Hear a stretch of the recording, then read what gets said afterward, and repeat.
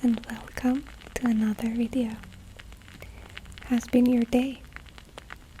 Well, your day is going to get a lot better because today we will journey back in time to a little place called Avonlea on the beautiful Prince Edward Island and meet a spirited young girl named Anne Shirley.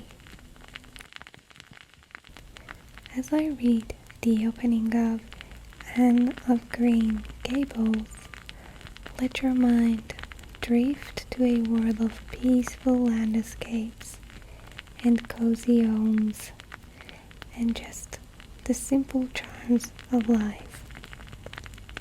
So find a comfortable spot, settle in, and let's begin this journey together. Of course, I'll be reading a shorter edit of the book, so we'll hopefully be able to cover the book in future videos.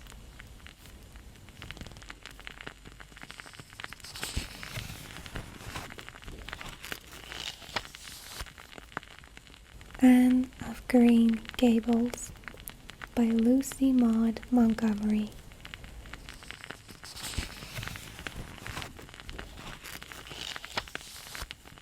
Chapter 1. Anne arrives in Avonlea. One fine spring afternoon in Avonlea, Mrs. Rachel Lynde sat by her kitchen window.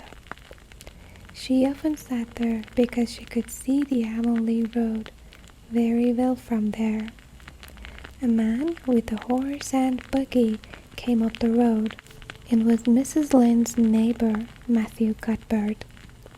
"Where's Matthew going?" thought Mrs. Lynde in surprise.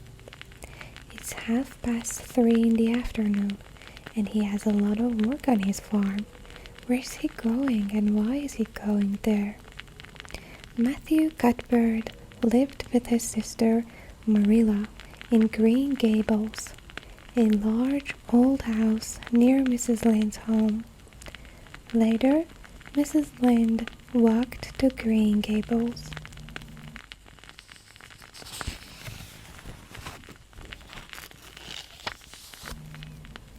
Marilla Cuthbert was busy in the kitchen. She was a tall, thin woman with gray hair. Marilla wasn't young or pretty, and she didn't smile very much, but she had a kind heart. She wasn't surprised by Mrs. Lynde's visit. "Hello, Marilla," said Mrs. Lynde. "I saw Matthew on the road. Where is he going?" "To Bride River Station," answered Marilla. "We're getting a little boy from an orphanage in Nova Scotia. He's coming on the train this afternoon." Mrs. Lynde couldn't speak. Then she said, "An orphan boy. Why do you want an orphan boy?" "Matthew is 60 years old," answered Marilla. "His heart isn't very strong. He wants a boy to help him on the farm. We heard about Mrs. Spencer at White Sands. She's getting a little girl from the orphanage. Matthew and I want a little boy. Mrs. Spencer went to the orphanage today. She's bringing a boy back on the train, and she's going to leave him at the station. Matthew will meet him there."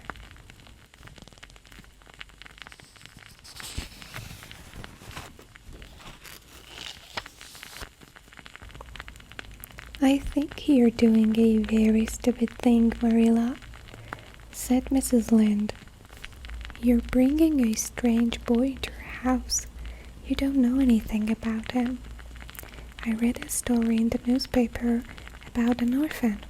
This child lived with a Canadian family.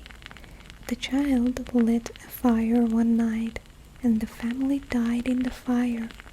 But it was a girl not a boy." "But we're not getting a girl," said Marilla. "We don't want a girl. We're getting a boy."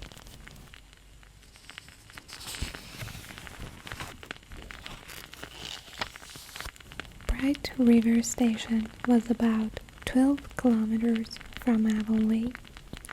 Matthew drove there slowly in the buggy. When he arrived at Bright River, it was late.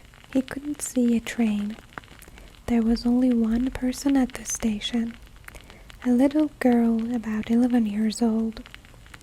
She was very thin with large gray eyes and long red hair. She wore a short, ugly dress and carried an old bag. When she saw Matthew, she smiled. Then she put out her hand. "Are you Mr. Matthew Cuthbert of Green Gables?" she asked. "I'm from the orphanage. Mrs. Spencer brought me here."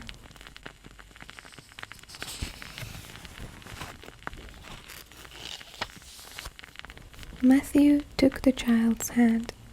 "There's a mistake," he thought. "This is a girl, not a boy." "When you weren't here at the station," said the child, "I thought, I can't sleep in that big tree tonight. I know he'll come in the morning.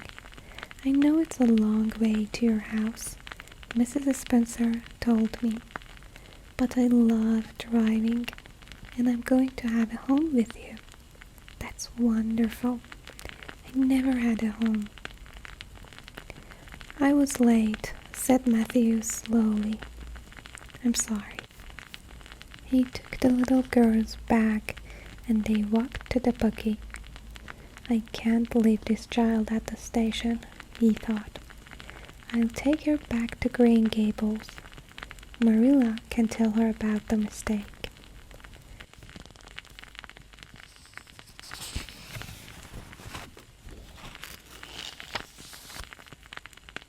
The girl got into the buggy and Matthew drove home.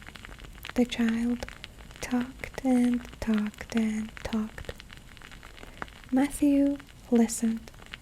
He was a quiet man and he was usually afraid of little girls. But he liked listening to this girl's conversation. "Look at those trees with beautiful white flowers," said the girl. "I love the color white. I'd like a beautiful white dress. I never had a pretty dress. They only gave us ugly clothes at the orphanage. I know I'm going to be very happy with you. But one thing makes me sad. Look at my hair. What color is it?" "Isn't it red?" asked Matthew. "Yes," said the little girl sadly. "It's red. I hate my red hair."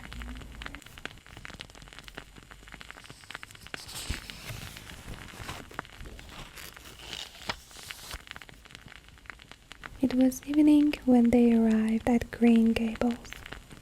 Marilla came to the door and looked at the child in surprise. "Who's this, Matthew?" she asked. "Where's the boy?"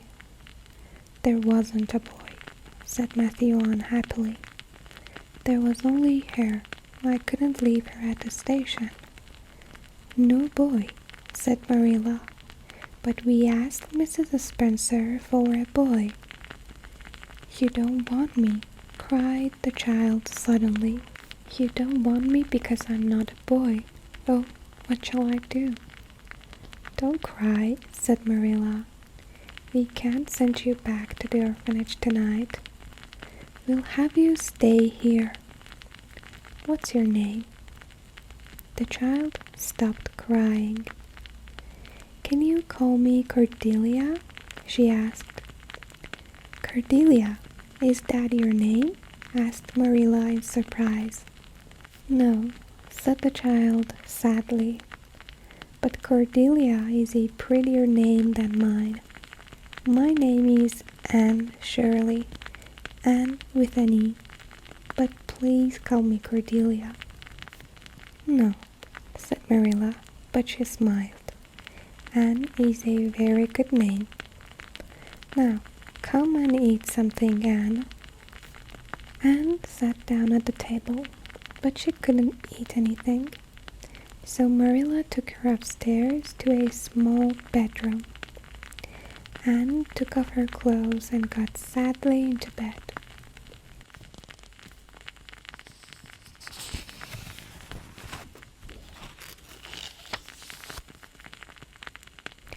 Marilla went downstairs and washed the plates. Matthew sat in a chair. He didn't say very much. "I'll drive to Mrs. Spencer's house tomorrow," said Marilla, "and I'll ask her about this mistake.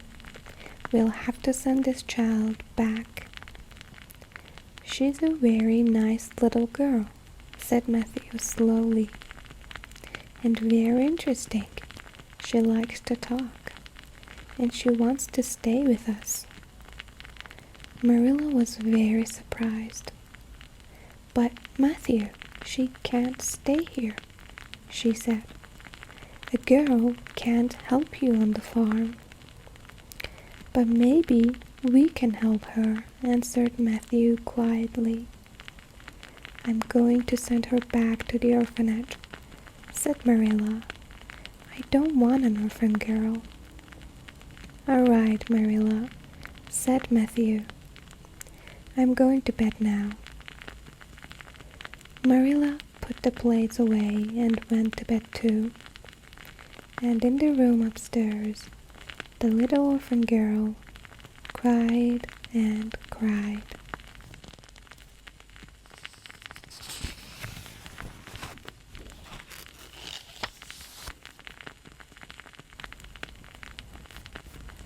Thank you for joining me on this journey into the world of Anne of Green Gables.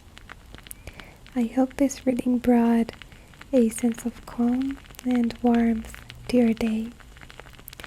Anne's adventures have just begun, and I look forward to sharing more of the story with you.